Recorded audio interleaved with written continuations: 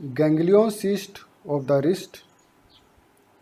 Here is a 27 years old man who is having swelling at the anterior aspect of the wrist for more than 1 year.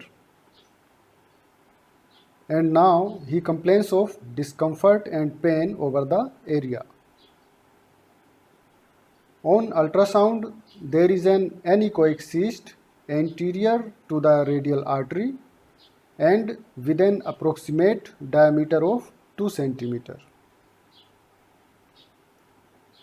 This cyst can be better appreciated here in this clip. The pulsating radial artery can be seen posterior to the cyst.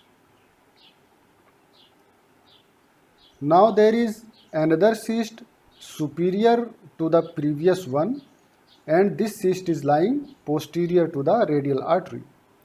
The diameter of this cyst is approximately 1.2 cm.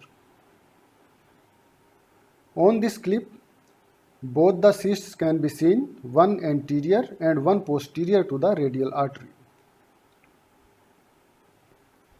Both the cysts are attached to each other in an hourglass configuration, and the radial artery can be seen passing through the groove between these two cysts.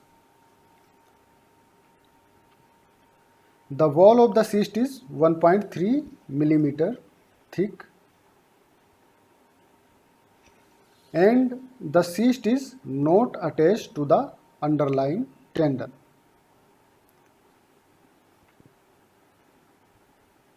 This is the same clip with markers for the movement of the tendon beneath the cyst. We can see that the cysts are free from the underlying tendon. So here we are seeing an extratendinous volar ganglion cyst of wrist.